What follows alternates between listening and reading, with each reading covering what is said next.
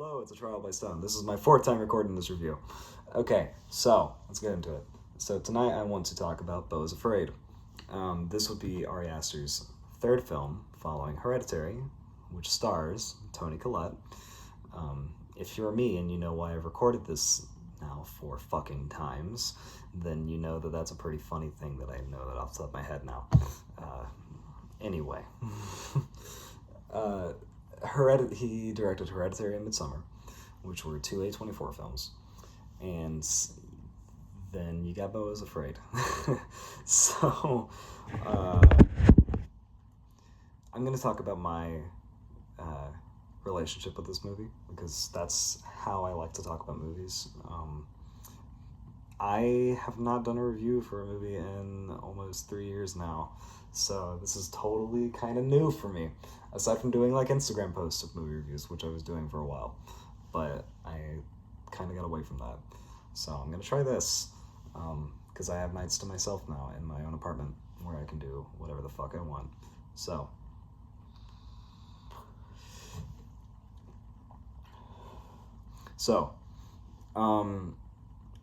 yeah, so my relationship with this movie.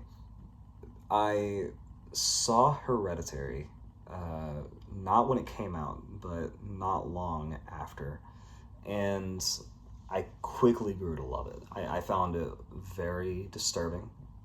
Toni Collette is phenomenal in it. I think she was snubbed for an Oscar, but the Academy hates horror movies, so what are you gonna do about that? It sucks, but whatever. And yeah, I fucking love that movie. It's great. And then you have Midsommar, which came out, I think, like a year later, I want to say, starring Florence Pugh.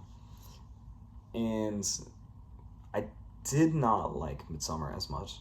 I did enjoy it. I think it is or at least I thought it was a very cool, disturbing, trippy cult movie, which, to be fair, I'm not incredibly into movies about cults, which is weird coming from a guy who is obsessed over Panos Cosmatos' Mandy, which is a movie about a cult, and Nicolas Cage, but it's more the Nicolas Cage part that I love. But I'm really not into cult movies. I'm just not. I don't know what it is. Granted, I also have not seen The Wicker Man, which I also am aware that really fucking inspired Midsommar. But, again, what can I say? I just haven't seen it. I'm not into cult movies. So, Midsommar came out. Didn't love it as much. I thought it was cool, but I didn't really vibe with it. Like, I wasn't on the same wavelength as that movie for the longest time. I thought Florence Pugh was great. I thought the disturbing stuff in it was cool, well done, and the arc of Florence Pugh was really good. She has a really good arc of her losing her family, and the whole film she's like seeking for this newfound family, and the whole time you have her boyfriend Christian, who she keeps seeking out this relationship with him. She's actively trying to save her failing relationship with him, and he is such a dumbass and a douchebag and does not understand her, that she just can't. It's like a immovable wall kind of thing. She just can't do it, and she gets integrated in this cult, and by the end she finds this family she was looking for, and it's a very good arc. But I just didn't love that movie as much. So a few years pass. Beau is Afraid is announced, and I hear that it's going to be 3 hours long, and it's going to be starring Joaquin Phoenix, who I really like. Specifically at the time, I really like Joker, which, again, at this point in time, right now, as I'm recording this, I think it's okay. It's a good movie. It's not my favorite movie. It's not my favorite performance of his by any means. But it's a good movie. I think it's ripped off from a bunch of others. And I specifically really like him in The Master, directed by Paul Thomas Anderson. That movie is great, and he is awesome in it. I also haven't seen Gladiator, but I will get to that at some point. So I don't know his character in that movie very well, but Joaquin Phoenix, great actor, we love him. So I was very interested in this movie, hearing that it was going to come out, and as the ball kept rolling, I kept hearing more and more mixed reviews, and something about like a 15-minute long like intermission-esque sequence that's, I was like, what is this movie? And then by the time it came out, it was either people hated it or people loved it. And for whatever reason, I honestly wasn't even planning on seeing it in theaters, but the trailer had me captivated. It looked fascinating to me. It had this weird, it just had this very strange vibe. And after seeing Everything Everywhere All at Once, I know A24 loves their weird movies, and I do too. I like Houseu, or House from 1977, directed by Nobuhiko Obayashi, I think, or Tetsuo the Iron Man, or Wax, or The Discovery of Television Among the Bees, which no one fucking knows, or just David Cronenberg shit.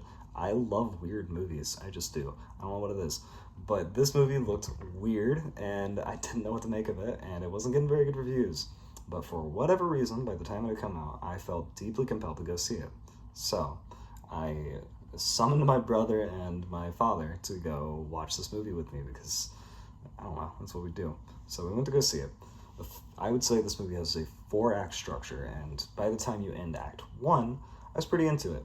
I found it very funny, and I was totally into Beau as a character. I find him incredibly relatable. His anxiousness and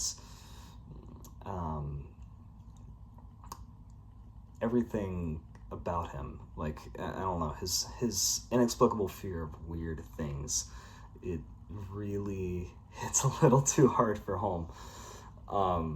But I found him very endearing, and I really enjoyed that aspect of the film.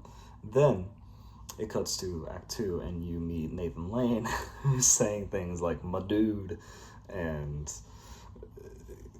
"my brother" and all this stuff, and I'm like, what is going on? This is so weird, and it has such a different vibe.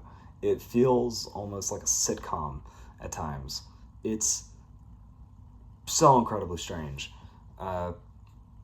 But and at that point of the film, I felt like I had lost what Ari Aster was going for, so it kind of took me out of the movie. And then you get Act 3 with the weird 15 to 20 minute long intermission-esque sequence people were talking about. That really drew me in because it's really weird, and scenes like that really do that to me. But yeah, by the end, with the most batshit fucking insane ending ever put to screen ever, like, I'm still shocked that they greenlit this movie because of that, which I won't spoil. But it, I don't know. I didn't know what to think of it. And I just, I didn't stop thinking about it. So, time passed, and I went to go see this movie again. And I just could not stop thinking about it. To the point where I went to go see it again in theaters with my friends, with one of my now roommates, and I just fucking love this movie.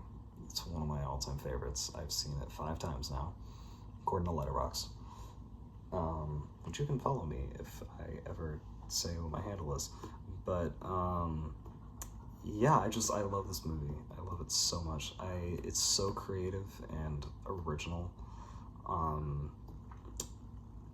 Joaquin Phoenix's performance is phenomenal. He plays anxiousness and his weird, like, deeply intoned cowardice is really well represented. And everyone is in on the bit. Everyone is. Nathan Lane, his mom, the girl who plays Elaine, a lot of these actors, I don't know their names. My guy, I love him. He's in everything, but I also don't know his name. The actor from Devs, his therapist, he's great. Everyone's into this movie, and they're doing phenomenal. The set design is insane. In the first half, when he's in the Erectus Ejectus apartment, is especially really fun. There are so many hidden details in it, like the spray painting on the wall is just like kill kids, shoot the Pope, fuck cops, something or other. It's insane. It's so wild. And I would describe this movie, I heard a lot of people describing it as a Jewish nightmare comedy, which I also think is totally accurate.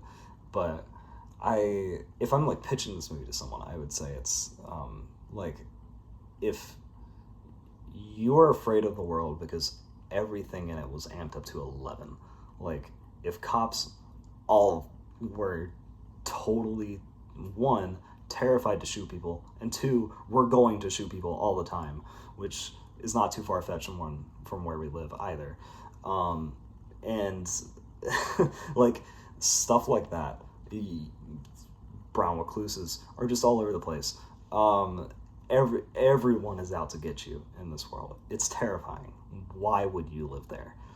And what makes it interesting is, and one of the things that, the biggest thing I didn't pick up on while watching it the first time, is how deeply meta it is. I think that's the right word. I know what meta means, but for this context, I think that is the word I'm going for. Where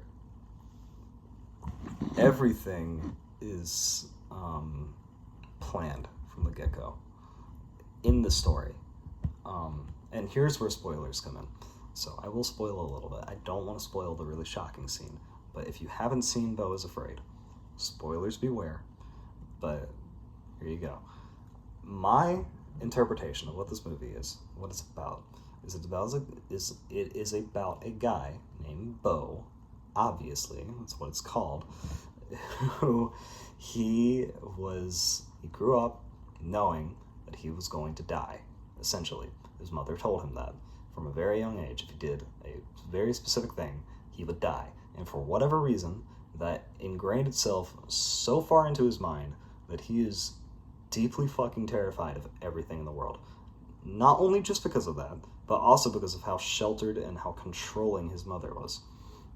That is the point of this movie. It is about controlling mothers, which, if you look at Ari Aster's track record, this man really needs to go talk to his mom. Either that or go to a therapist. This dude's got some issues. But that's what this movie is about. And it's to the, like I said, everything is amplified to number 12. And this is Spinal Tap reference. But, so, yeah, he has his controlling mother. But not only is she controlling, but she is literally made his life from him from the ground up. Not like his life, but like his adult life. Like everything was made by her. You go at the very end of the film, and I have things to back this up if you want to fight me on this, which was very aggressive, and I apologize for that, my humble viewers, for watching my videos, but whoever you may be, mainly my friends, but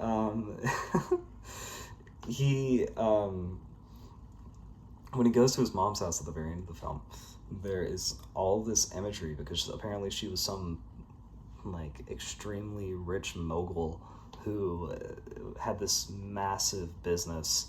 Apparently she made like something called Perfectly Safe, which is like a shampoo for men, and like razors, and was like a apartment complex building lady. She did all these things, and all of them are in the movie. Like down to what Beau eats at the very beginning of the movie. It has her little MW logo on it.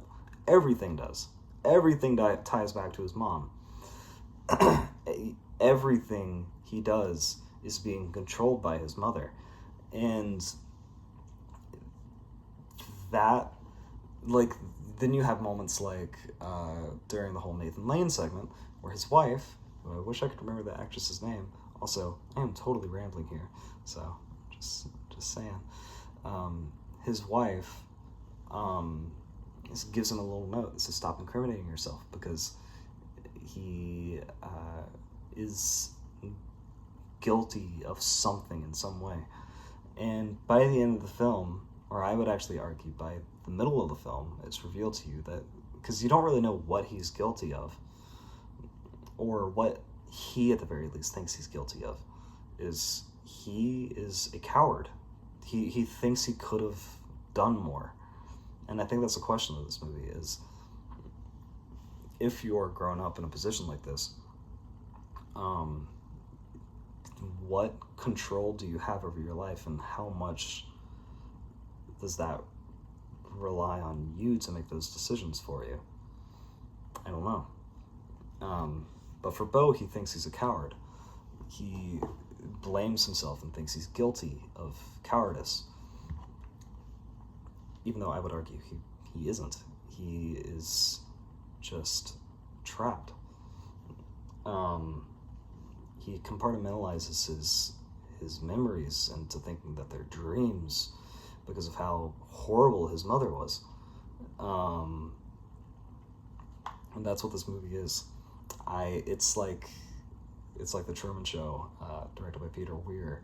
There's also a big motif with water, where water is typically associated with peace or tranquility, and instead this is a perversion of that, where every time Beau encounters water in some way, either on a boat on a cruise when he's a kid, or when he's in a bathtub as a kid, or at the very end of the film, it's associated with death or loss in some way.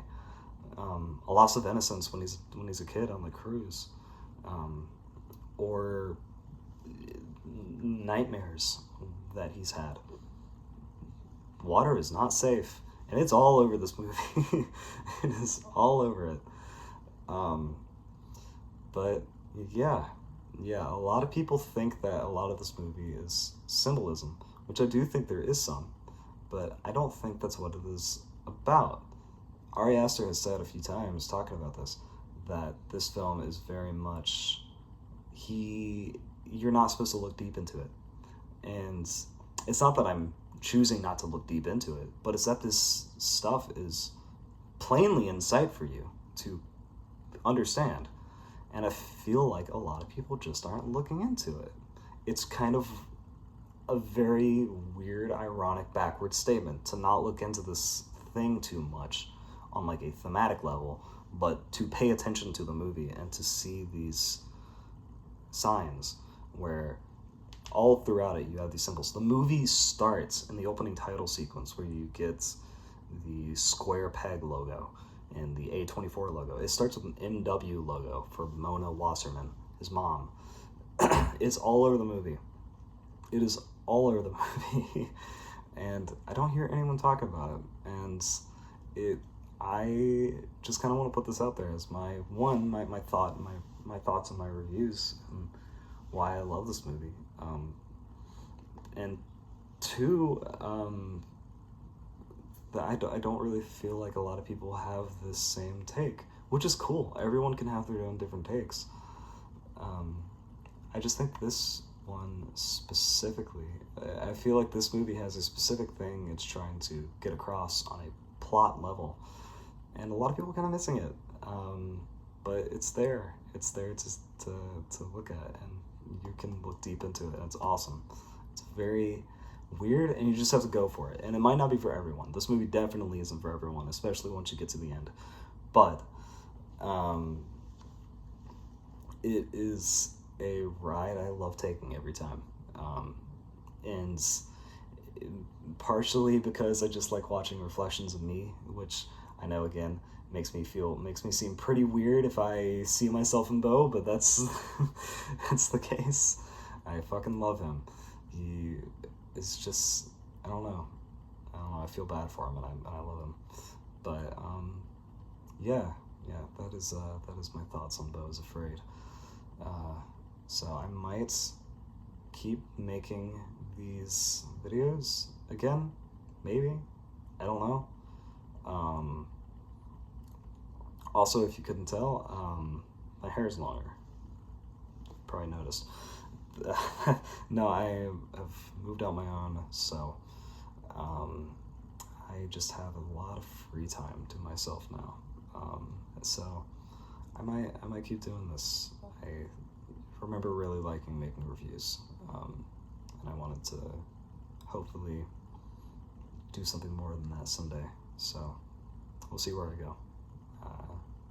So keep watching. Also, if me cursing or vaping makes you upset, then it means you're probably one of my family members. And to be honest, I don't really care. This is who I am. This is what I do. I don't know. I've come to accept myself, and we'll have that conversation one day, but a little too personal for now. So, yeah, sorry to end on that note. Anyway, thank you guys for watching. This is The Trial by Stone. I may or may not upload this. We will see. Bye-bye.